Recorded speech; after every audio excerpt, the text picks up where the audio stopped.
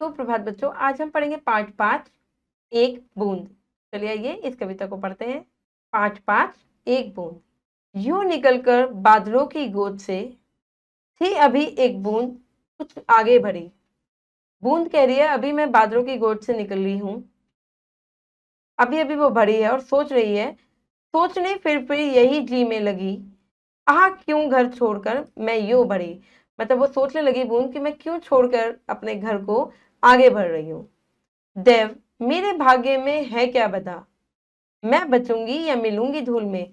बूंद कह रही है देव से कि मैं मेरे भाग्य में क्या लिखा है, मैं बच जाऊंगी या किसी धूल में जाके मिल जाऊंगी, या जलूंगी गिर अंगारे पर किसी, या जलूंगी गिर अंगारे पर किसी, या किसी अंगारे पर गिर जाऊंगी, किसी मतलब आग में गिर जाऊंगी। चू पड़ूंगी या कमल के फूल में, या मैं किसी कमल के फूल में गिरूंगी। बह गई उस काल एक ऐसी हवा, वह समुंदर और आई अनमनी।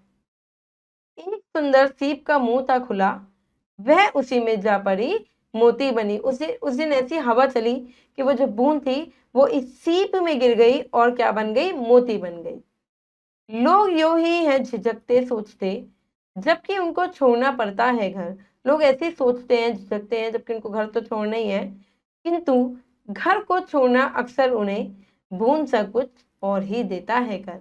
जैसे बूंद, ये जो बूंद है ये सोच रही है बादलों से मैं क्यों निकल रही हूँ, पर बाद में कि मैं कहाँ कहाँ जाऊंगी, या तो धूल में मिल जाऊंगी, अंगारे पर गिरूंगी, कमल के फूल में गिरूंगी, कहाँ गिरूंगी, है ना। और वो बाद में ऐसी हवा चलती है वो सीप में गिरती है जो एक मोती बन जाती है। चलिए बच्चों करते हैं अभ्यास। उत्तर चुनकर टिक करेंगे। बूंद निकलती है किससे, बादलों से। इस कविता का शीर्षक क्या है, एक बूंद। अंत में बूंद कहाँ गिरी थी, सीप में, और जाके क्या बनी थी, मोती बन गई थी। चलिए बच्चों अभी आगे बढ़ते हैं, करते हैं कविता की पंक्तियों को पूरा करिए। चलिए, देव मेरे भाग्य में, देव मेरे भाग्य में है क्या बदा, है क्या बदा, मैं बचूंगी या मिलूंगी धूल में, मैं बचूंगी या मिलूंगी धूल में, या जलूंगी गिर अंगारे पर किसी, अंगारे पर किसी, चू पड़ूंगी या कमल के फूल में, चू पड़ूंगी या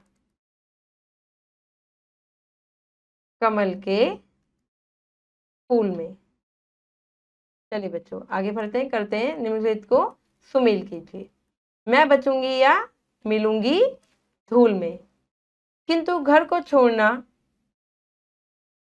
अक्सर उन्हें, आ क्यों घर छोड़कर मैं आगे बढ़ी। बह गई उस काल एक ऐसी हवा, एक ऐसी हवा बह गई कि मैं सीप में गिर गई और एक मोती बन गई।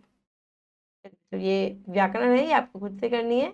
आशा करती हूँ ये कविता आपको समझ में आई होगी कि एक बूंद जब बादल से गिरती है तो क्या क्या सोचती है। चलिए बच्चों मैं मिलूंगी आपसे अगली कक्षा में, जब तक के लिए ध्यान रखिए अपना और खुश रहिए। धन्यवाद।